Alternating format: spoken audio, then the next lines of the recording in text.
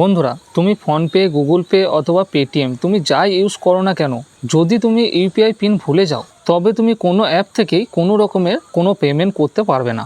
তাই আজকের এই ভিডিওতে আমি তোমাদেরকে দেখিয়ে দিতে চলেছি ইউপিআই পিন ভুলে গেলে কিভাবে সেটা ঠিক করতে হয়, অথবা ইউপিআই পিন ভুলে গেলে সেটা কিভাবে রিসেট করতে হয়। তো চলো ভিডিওটি শুরু করা যাক।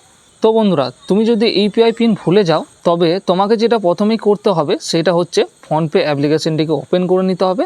তো এবার তোমাকে কি করতে হবে, এই যে ওপরে দেখো কর্নারে প্রোফাইল বলে একটা আইকন আছে, এই প্রোফাইল আইকনের উপরে তোমাকে ক্লিক করে নিতে হবে। আর ক্লিক করার পর তুমি এখানে আরেকটা অপশান পেয়ে যাবে, সেটা হচ্ছে ইউপিআই ব্যাঙ্ক অ্যাকাউন্ট। তো তোমাকে ইউপিআই ব্যাঙ্ক অ্যাকাউন্ট লেখা অপশানটির ওপরে ক্লিক করে নিতে হবে। আর ক্লিক করার পরই তোমার ফোনপের সাথে যতগুলি ব্যাঙ্ক অ্যাকাউন্ট অ্যাড করা আছে সব কিন্তু এখানে দেখিয়ে দেবে। তুমি যে ব্যাংকের ইউপিআই পিন ভুলে গেছো সেই ব্যাংকটিকে এখানে সিলেক্ট করে নিতে হবে। এইখানে দেখো ইউপিআই পিন রিসেট একটা অপশন তুমি কিন্তু দেখতে পাবে। অনেক সময় এখানে কি হয়, এই রিসেটের জায়গায় কিন্তু ফরগেট অপশানও থাকতে পারে, তবে এইখানে রিসেট অপশান রয়েছে, তাই তোমাকে সিম্পলি এখানে রিসেট অপশানটির ওপরে ক্লিক করে নিতে হবে। এরপরে এখানে তোমার সামনে দুটো অপশান চলে আসবে। প্রথমের অপশানটি হচ্ছে আধার কার্ডের, আর দ্বিতীয় অপশানটি হচ্ছে ডেবিট কার্ড বা এটিএম কার্ড। তো তুমি এখানে এটিএম কার্ডও সিলেক্ট করে নিতে পারো, তবে এটিএম কার্ড সবার কাছে থাকে না, তাই আমি এখানে আধার কার্ডটিকে সিলেক্ট করে নিচ্ছি, কারণ আধার কার্ড কিন্তু সবার কাছেই থাকে। এখানে তোমার সামনে ঠিক এইরকম ধরনের ইন্টারফেস চলে আসবে। তো এইখানে তোমাকে আধার কার্ডের প্রথম 6টা যে নাম্বার রয়েছে সেই 6টি নাম্বার এখানে কিন্তু লিখে দিতে হবে। তোমার যে আধার কার্ডের নাম্বারটি রয়েছে সেই নাম্বারে প্রথম 6টি নাম্বার এখানে তোমাকে লিখতে হবে। আর লেখার পরই নিচে তোমাকে আবারও কন্টিনিউ অপশানটিতে ক্লিক করে নিতে হবে।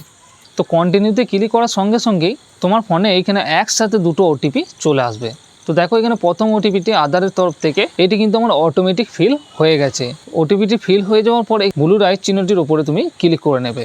আর ক্লিক করার সঙ্গে সঙ্গেই দেখো এখানে ব্যাংকের তরফ থেকেও একটা ওটিপি এসেছিল, সেটাও কিন্তু অটোমেটিক এখানে ফিল হয়ে গেছে। তো তোমাকে কি করতে হবে, নিচে যে নীল রঙের রাইট চিহ্নটি রয়েছে এই অপশনটির উপরে ক্লিক করে নিতে হবে।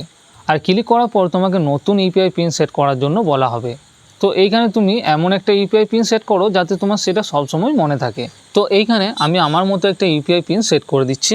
আর নতুন ইউপিআই পিনটি লেখার পর নীল রঙের যে লাইট চিহ্নটি রয়েছে এটির উপরে ক্লিক করে নিতে হবে।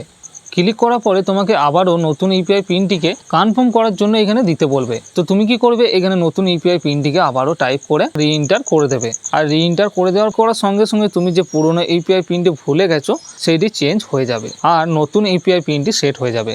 তো বন্ধুরা, এইটাই হচ্ছে ইউপিআই পিন ভুলে গেলে সেটা ঠিক করা সঠিক এবং সহজ পদ্ধতি। তো বন্ধুরা, আশা করি ভিডিওটি ভালো লেগেছে। ভিডিওটি যদি ভালো লাগে অবশ্যই একটি লাইক করে চ্যানেলটিকে সাবস্ক্রাইব করে নেবে।